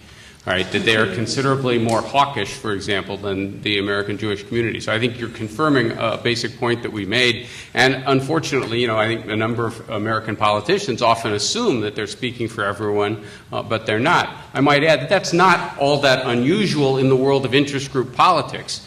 All right, where the people who are most ardent and most active and most generous with their time and money are often not representative of the larger community. I sometimes like to argue that the National Rifle Association not only doesn't represent the views of the average American, it doesn't even represent the views of the average American gun owner, right, who generally thinks that maybe some control on cop killer bullets and howitzers at the local Walmart and things like that aren't such a great idea. So we agree. Second point here. Can I We just need make? to pass Can the I just make? microphone. There's a second point here. Even the New Yorkers were pushing the war. You did not prove that American Jewish organization were pushing for the war. If the Americans were pushing, it's not equivalent that American Jewish organization was pushing for the war. You did not prove that. You have no evidence for that. Actually, we do have a substantial amount of evidence for that. Are you working for more evidence in this area? Well, again, this was you do have to read the book, but David Harris, the executive director of the American Jewish Congress, Howard Kaur, the executive director of AIPAC. Can you pass the microphone behind you, please? Okay, thank you very much. There's over here. Brother West. Over. We are pleased to see you tonight. I think this brother was first. Yeah. He's next. I can defer to you. No, first let me just say I think it's very important that this discussion takes place, and it's been, I think, very illuminating and enlightening for me. My question is this, though. I would like to have both of you all reflect on what the philosophical limitations are of a realist analysis.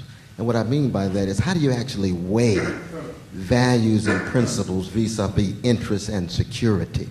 I can imagine, for example, a realist analysis from the vantage point of American interest in World War II, leaving Jewish brothers and sisters abandoned as they were, precisely because if we follow certain kind of principles and values as opposed to what we were concerned about in terms of our security and interests, we would end up doing some things that was thoroughly immoral. And in fact, there's evidence that that's in part at work. I think that's partly what Professor Keohane had at work when he was talking about realism as a normative theory, much more than empirical. And the reason why I say this is for educational purposes. When we talk about the Middle East these days, and the language is always American interest, American security, Israeli interest, Israeli security, as if there's not some values and principles and some Palestinian suffering as well as interests that's part and parcel of a larger discussion that goes beyond just realist analysis. Hobbes has a place, Machiavelli has a place, but is it the case that values and principles are so weak and impotent nowadays that we can't just say outright, Israeli occupation is wrong, bombing innocent people in Tel Aviv is wrong, and that we can mobilize people in terms of the issue of justice on both sides of this issue so that the deeper issues of humanity begin to surface in the context of interest group-driven analysis of policy? That's my query.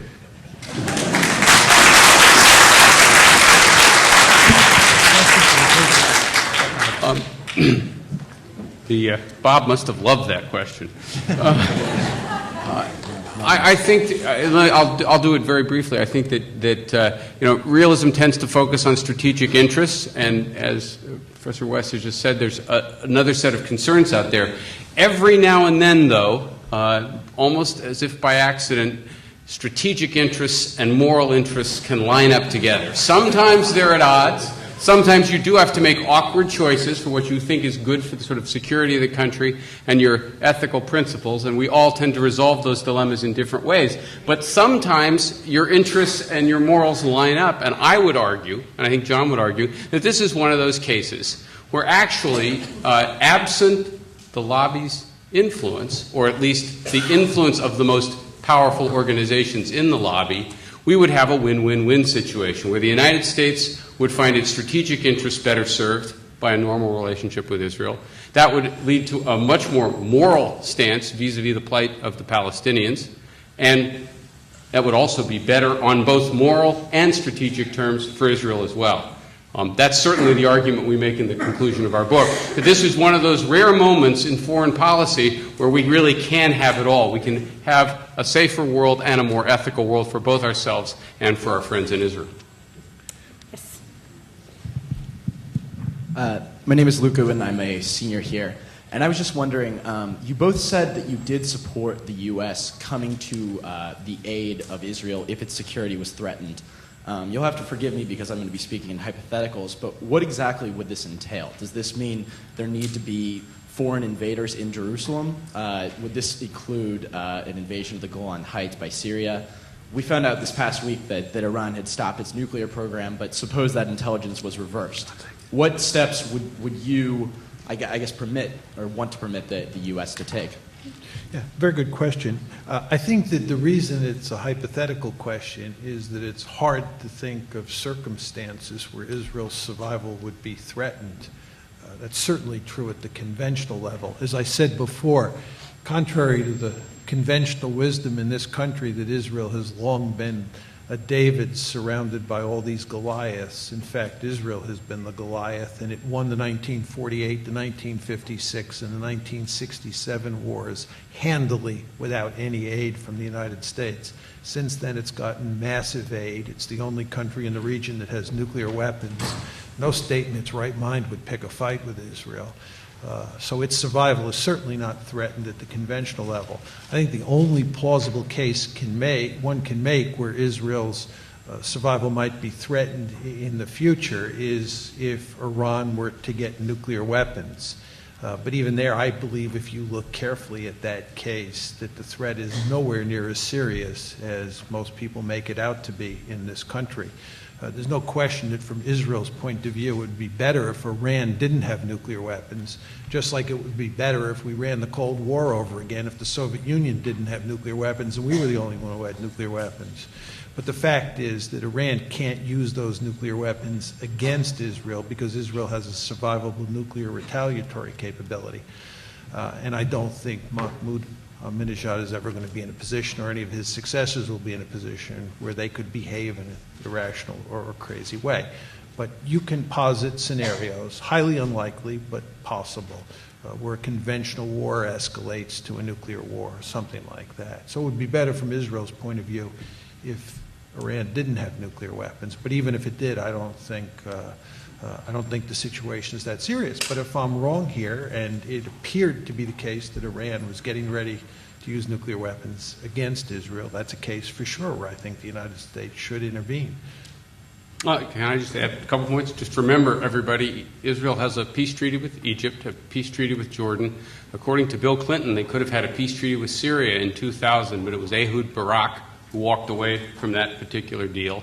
Its adversaries no longer have the mighty Soviet Union backing them up. It's not to say that Israel doesn't have security problems, whether it's rockets being fired by Hezbollah or others, but those are not existential threats to Israel's existence. Those are security problems that I think Israel and the United States should be dealing with in a different way. But those are not the kind of existential threats I think your question implied. You've been waiting a long time. Peter Kennan, the Economics Department at Princeton, and incidentally the son of the first director of APEC. I know.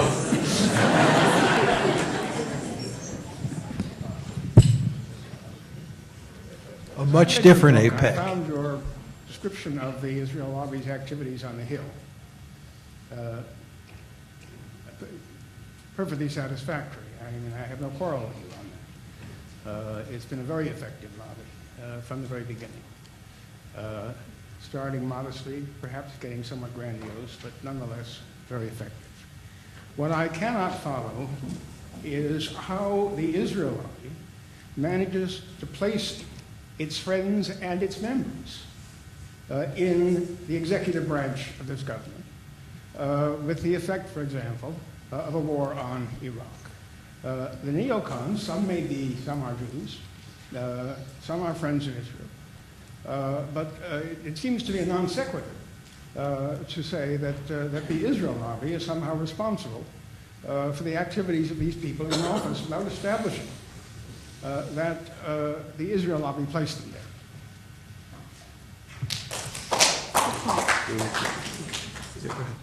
Well, I think, first of all, if you look at most interest groups in the United States, they work pretty hard to try and get people who are sympathetic to their views appointed to key positions. If you look at, for example, who's been in the Food and Drug Administration under the Bush administration, you find lawyers who used to represent drug companies. If you look at the Department of the Interior, you find people who used to be lobbyists for mining companies and things like that. And this is an old story, right? Any interest group would like to have people who were sympathetic to its views. Now, not surprisingly, groups in the Israel lobby pay close attention, and we actually describe in our book a number of anecdotes where politicians who were busy staffing up their administrations started vetting people. Like they would call Tom Dine, your father's successor, and ask him, is this guy okay? What about this person over here? And Dine would give the thumbs up or the thumbs down.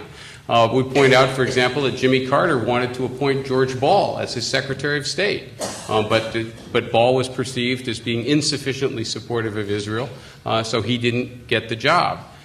We also pointed out that a woman named Alina Romanowski was supposed to succeed Bruce Riedel running the Middle East desk at the National Security Council. And according to the New Republic, she didn't get the job because groups like AIPAC opposed it, and it went to, guess who? Elliot Abrams, who's not exactly been lacking in ardor in his rather hawkish pro-Israel positions. Again, this is the way politics works in the United States, and I think you can look at both this administration and some previous administrations. You know, when the former deputy director for research of AIPAC becomes, first Assistant Secretary of State for Near East Affairs, I'm referring to Martin Indyk here, and then eventually U.S. Ambassador to Israel, it suggests that there is a connection between the executive branch and some of the key organizations in the lobby as well. And again, I don't find this surprising. It happens in lots of other cases as well. Bashar Asadi, I'm a New Jersey resident. I have a problem with the reasons that Professor Keohane presented as the other reasons for the Iraq War, because I think they are dwarfed by the two main reasons, and one of them to me is the most interesting one, which is the control over the media or the lack of discussion in American media, a balanced discussion of the relationship between the United States and Israel, because that lack of discussion basically, or the control over the media, caused this the shaping of public opinion for the war.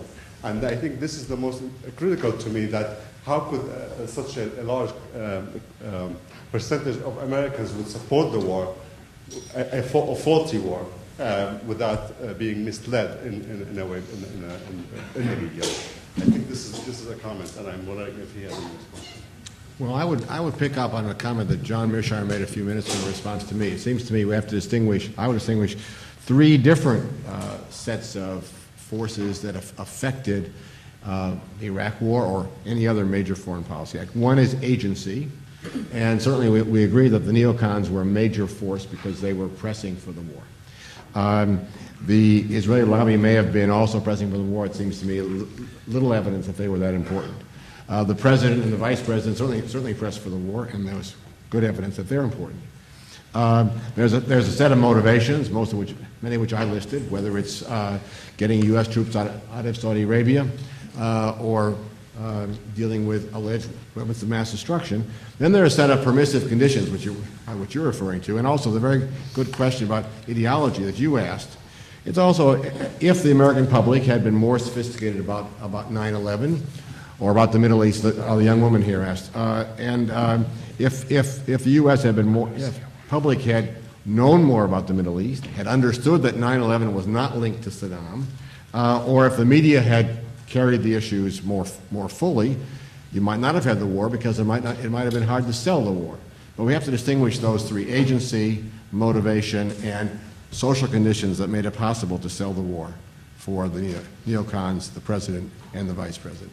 Could I just make a very quick additional point?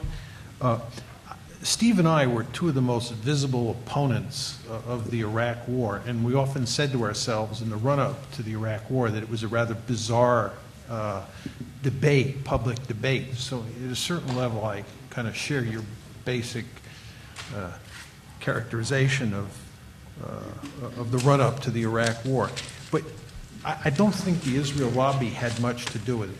The Israel lobby has a profound influence on how we discuss Israeli policy, the U.S.-Israeli relationship, and the lobby's role in formulating U.S. Middle East policy. Those are the three third-rail subjects, all three of which we have embraced, right, and have therefore, had them come after us. But if you're talking about U.S. policy towards Iran today, or U.S. policy towards Iraq in the run-up to the war, there's no question that the lobby is going to be playing in that game, for sure, and making a set of arguments that you and I know well. But they don't dominate the discourse. They don't influence the discourse on those subjects the way they do on those other three subjects. But that's not to deny your basic point, which I often scratch my head about, as to why we had such a crazy debate in the run-up to the Iraq War. I would just add one other point to that. I think I figured something out in Bob's last comment, and this may be just a point of disagreement between us, but I think if you heard him say that neocons were a major force driving for the war, but not the Israel lobby, he wants to keep the neocons out of the Israel lobby, and we think they are one of the critical elements of it. So this may be just, and we'll have to thresh it out at dinner, but we think the neoconservative movement is clearly part of the lobby, many of them working for organizations within it, and he is separating them out, and that would suggest why he said what he said earlier. You get the last question. If you can hobble to the microphone, that is, or pick it up. Raphael, I'm a freshman here. And first of all, I wanted to thank you gentlemen for coming out tonight. And second of all, I wanted to ask a quick question. You made the point that U.S. support for Israel has been largely unconditional. And basically, no matter what they do, we'll support them nevertheless, both economically and in many other ways. And I was wondering if that wasn't a feature of U.S. foreign policy to a greater degree than just with Israel. Now, I'm not very knowledgeable on these matters, but it seems to me, for example, in terms of NATO, if the heads of all the European states were to get together tomorrow and just issue a declaration saying, we hate America, we would say, those Europeans, they'll do their thing and we'll still be a member of NATO. And similarly with Turkey in the run-up to the Iraq War, where Turkey, pretty blatantly said, nope, we want no involvement, we want no part in this. And we said, those Turks, they'll do their thing and we'll keep giving them foreign aid. So I was wondering, isn't there a lot of unconditional aid going around, not just to Israel, but to a lot of other countries in the world? That's one of our freshmen. Eat your heart out, Harvard and Chicago. I wonder if he even applied. Actually, you should get a good undergraduate education here at Princeton, and then you should come to the Kennedy School for your graduate training. I just lost the crowd. No, that's a great question, and I think there are obviously lots of other countries that have gotten extensive support from the United States. Although again, none of them have gotten the magnitude that the United States has given Israel, and for a very extended period of time. But the basic argument is that you could make a very powerful argument that it was in America's strategic interests to do so, and we devote a chapter in the book to arguing that now, in particular, it's hard to make the case that level of support is in America's strategic interests or consistent with our moral values. I want to make one other point, though. Steve, why are you giving away your argument? The premise of the question is wrong. The United States is highly conditional in its aid. Almost every developing country in the 1980s and 90s had to conform to the so-called neoliberal consensus to get aid. It is simply not true that we give very much aid. It's tiny. U.S. is very small, 0.16% of GDP, I think, about 1/6 what Norway gives, and it's almost all highly conditional. So when you take international relations at Princeton, maybe you wouldn't learn it at Harvard, Chicago, but here you will learn. It's funny because that's exactly what I was about to say. Just to pick up most obviously, the United States put enormous pressure on its principal Cold War allies, like Britain and France, to decolonize after World War II, and we really twisted their arms to do that. So we're much more conditional with other countries. And that's not a bad thing, right? Because all countries do stupid things at various points, and what your friends should do when you're doing something stupid is tell you that you're doing something stupid and try to get you to change. I always like to quote the former Israeli foreign minister, Shlomo Ben-Ami, who in his book, Scars of War, Wounds of Peace, which I recommend, points out that the two American presidents who did the most for Arab-Israeli peace were the first President Bush and Jimmy Carter. And then Ben-Ami goes on to say the reason they were able to make progress towards peace is they were willing to take on the Israel lobby. They were the only American presidents who were really willing to do it, and they made progress towards peace. And that's basically the lesson of our book.